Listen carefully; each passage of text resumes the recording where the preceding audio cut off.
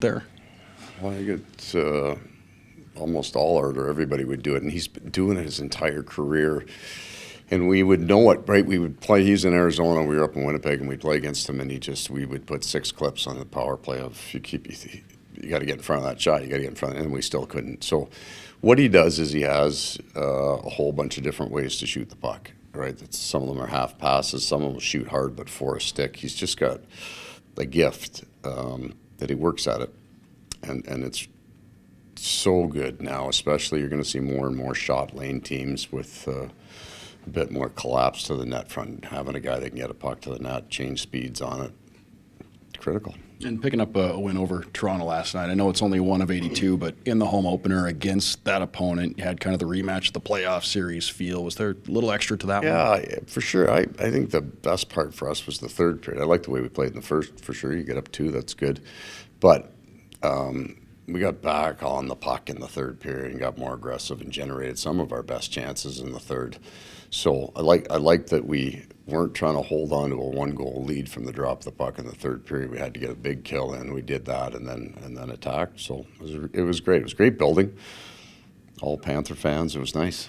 Canucks coming in here, a team you don't see a whole lot over the course of a year. What stands out about what they do and the matchup tomorrow in general? Well, pretty significant change there in style of play with Rick Tocchet coming in and 2 big wins against Edmonton, and then they have a good one against Tampa. That's a hard game. So they're playing the kind of hockey you would expect from one of his teams. They're hard, they're fast, they put pucks to the net. They do have some really nice young skill that's kind of now got a few years experience in there. So they're going to have a good year this year.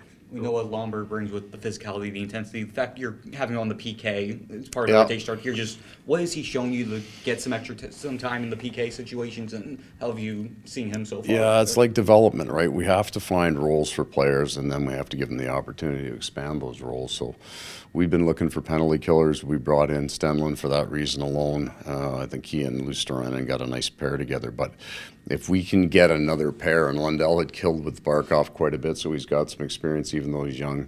Both those guys can skate. Lombard can skate. If I can get those guys out in the right hole, it's going to take some minutes off Barkov and Reinhart, which I'd like to, but also effectiveness. Both, Lombo's going to block whatever he has to do. He's going to hunt pucks down. He's going to skate.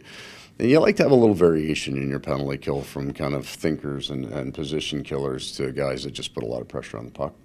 And with OEL, you guys brought him in here after a couple rough years, thinking he could, get going again, and you see it happening. That's got to feel pretty good. It's good for him. He was just injured the entire time, and I had Dmitry Kulikov in Winnipeg who had a back injury the time. He looks completely different now than he did when I had him in Winnipeg, and I liked him then. But man, has he played well. The same for Oliver. He had his first summer where he could actually train, that he wasn't rehabbing from an injury, or and then you're behind the 8 ball at the start. So he comes to training camp.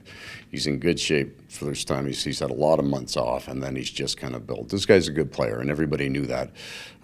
He just clearly, from being bought out, we could fit him in. But this guy's an elite player. You've got a backup going in the goalie stuff, but how important is it for Stolarz to keep his mind right? And he's done it before, and I don't know if it gets in tomorrow or Tuesday or whatever, but yeah, just to stay right. It's got to be tough. Big part.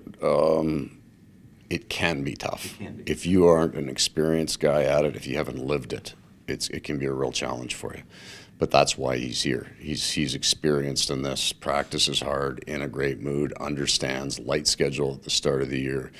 Getting Sergei into a rhythm, which he's clearly into right now, is a priority, and he'll be ready. He's done this before, and that's a big part of the signing. And it's got a confidence for you. Yeah, you know what, and confidence for the players, because he's in practice and he's stopping pucks, right? And he's working hard, and he's a veteran guy, so he's having some fun in there too, and you're not holding your breath. I think when he goes in the net, the guys will play for him. They'll be excited for him. He will have earned it by his work ethic and practice will make the guys want to play hard in front of him. And as for tomorrow, any lineup changes? I don't know yet. No, I don't know. I'm fooling around with one. That fourth line had some significant shifts last Yeah. night. What have you liked so far about the way that Lombard and Stenlund and Lawrence Yeah, complement I each think other? they're building into understanding each other. A big part of the fourth line plays a slightly different style of game than the other lines. And in part of that is, the acceptance of it. The puck's got to go deep, and we got to get physical and hold on to pucks. And then can you do something with it? So they're starting to read off each other a little bit, which makes them a little bit faster. They're starting to get a little more physical when they get a chance. And then, Senny could shoot the puck, Lomberg can shoot the puck. We're still learning really about Steve a little bit and that, but the three of them are starting to build some chemistry together. Anything to Bob's absence today? No. So the idea here it's not a day of rest. It's almost managing his practices. So when we have a day like today, it's going to be 20 to 25 minutes up and down the ice, but there's a ton of shots, and they're not necessarily technique shots where he's working on something specific. The last thing he needs today is those kind of shots. So he'll get his morning skate. He likes that routine. He'll get it, and then he'd be ready to go tomorrow. Is he in that tomorrow? I don't know yet. I know you spoke a little bit about the atmosphere last night and everything, and forgive me if this is off your radar, but the team debuted a new goal song last night. I don't know if you heard it, if you have an opinion on goal songs in general. I would have no idea what that is, truly. And I wouldn't know if it was different from last year. Didn't each player have one last year? Because I remember Benny and the Jets. I think that's kind of funny, but I did not know that. What's the goal song? It's a unique, how the Rangers kind of have their own. No. So the Rangers have their own kind of goal song that's just their own creation. Okay. So I think that's what the Panthers Like did. the Brass Bonanza? Yeah, exactly. Oh, is that what we're talking about? Okay. That was in Hartford. Yes. Yeah. Brass Bonanza. If you had to pick a goal song for yourself, Would not be the Brass Bonanza. There you go. Love it. There you go. You know what? After a while, right? Oh, I'm sure. It takes you a little while. We didn't have enough of it when I was there, so I don't have an opinion. I'm sorry. I can't. I figured that's what you were going to say, but Yeah. I And then